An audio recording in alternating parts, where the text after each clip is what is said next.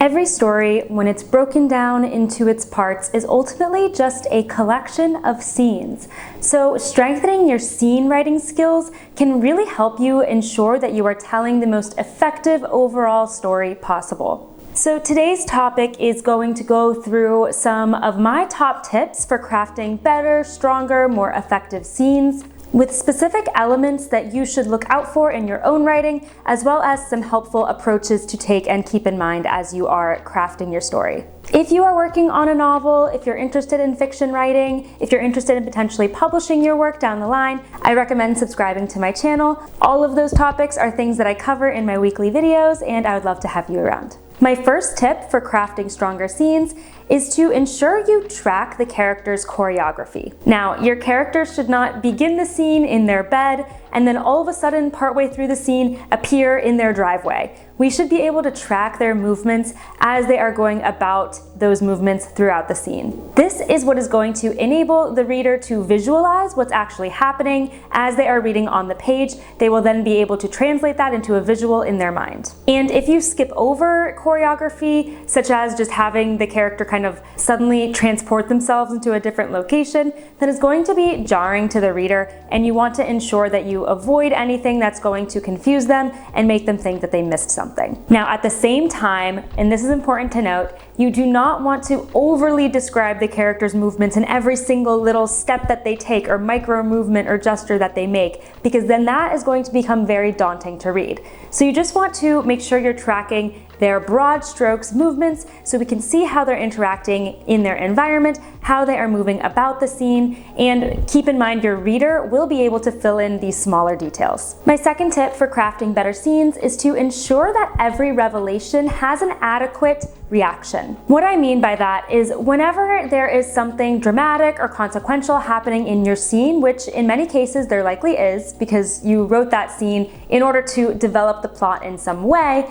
so whenever that type of momentum occurs in the scene, you want to ensure that your characters react to it.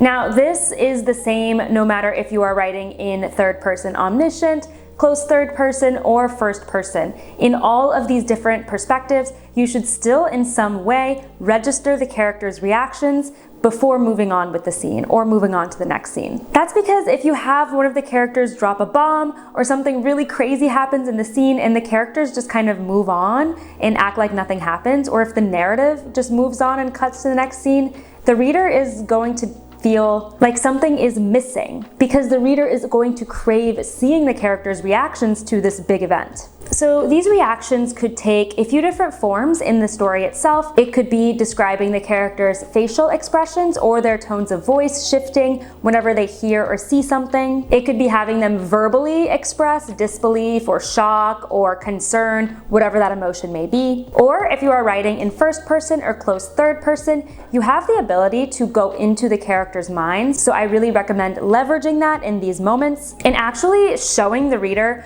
verbatim what crosses through the character's mind whenever they encounter this plot development or this dramatic reveal. All of these are going to help enrich the story, enrich our understanding of the characters, and help us as the reader connect with the plot as it progresses. My next tip for writing better scenes is to avoid melodrama. So we just talked through how to treat any dramatic or consequential moments in your scenes.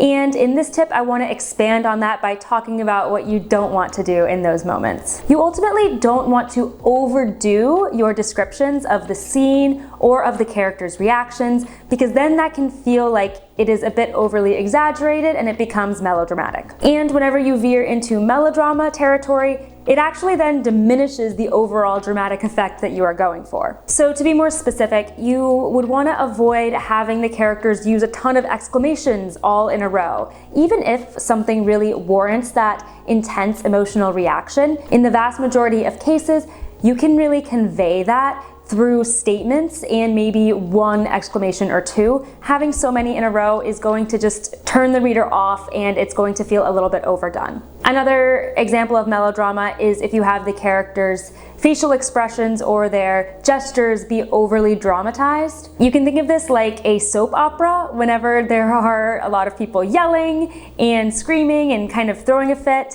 you want to avoid that in your novel because you want the reactions to always feel genuine. Maybe you do have a character who is a bit overdramatic, in which case have the other characters call them out on that so the reader understands, oh, okay, this is not meant to be a normal reaction. The other characters are seeing what I'm seeing and seeing that this is kind of melodramatic. Something to keep in mind is that the reader really is going to be able to register the drama of the moment if you convey it properly. You shouldn't have to utilize these melodrama tactics such as exclamations and extreme reactions by the characters. If you feel like you are leaning on those a bit too heavily, revisit the scene and really try to convey that drama more subtly, because I promise that it will come through to the reader and it will be much more effective that way. My next tip for writing better scenes is to clarify the character's emotional states. Within each and every scene, we should have a sense of the emotional states of all of the characters who are present in that scene,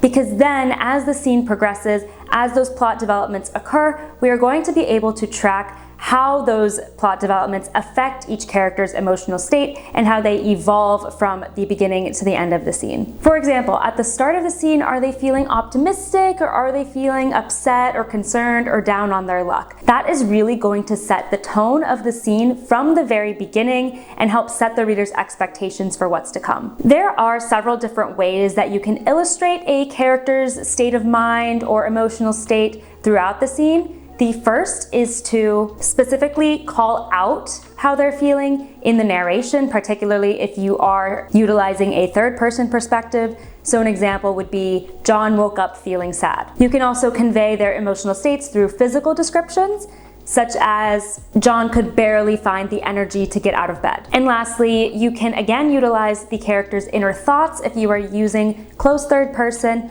or first-person narration, and really just grant us that inside access to what's going on in their minds in order to convey their emotional state. So an example would be, upon waking up, John thought, I've never felt worse than today. Through a combination of those different approaches and tactics, the reader is going to get a very strong sense of how the character is feeling, what they're thinking in that moment, and we will feel that much more engaged with and connected to the scene. My final tip for crafting strong scenes is to contain the scene to the action. So what I'm talking about here is trying to cut down as much of the fluff or extra material at the beginning or the end of the scene so that each one is really tight and purposeful. For example, if the most consequential plot development of a specific day in your story happens once the character gets home from work, then there really isn't any necessity or reason to explain what happened throughout their day leading up to it. You don't need to show them getting ready for work. You don't need to show them going to the office. All of the earlier part of their day can really just be confined to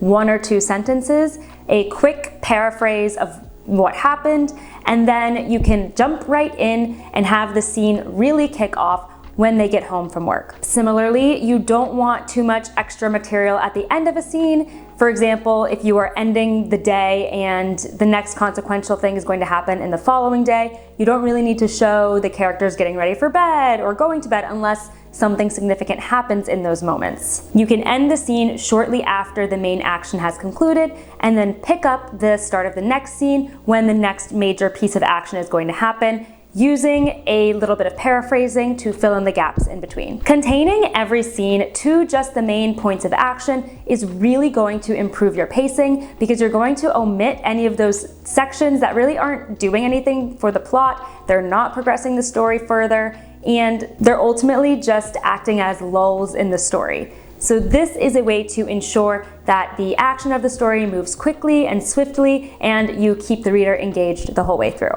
I hope these tips help you write stronger and more impactful scenes to convey your story in the most effective way possible. Leave me a comment below telling me the biggest challenge that you face when you're writing scenes, whether that is describing the characters' reactions or knowing where to begin or end a scene. And if you're looking for some more fiction writing tips, I recommend checking out my video on simple ways to improve your novel. Similar to this video, I go through some tactical ways that you can revisit your manuscript and strengthen your story. If you found this video helpful, it would mean a lot to me if you hit that like button and subscribe to my channel. It helps me know that I am bringing you content that is interesting and useful, and helps me grow this channel to continue engaging with you every single week. Thanks so much for watching, and happy writing.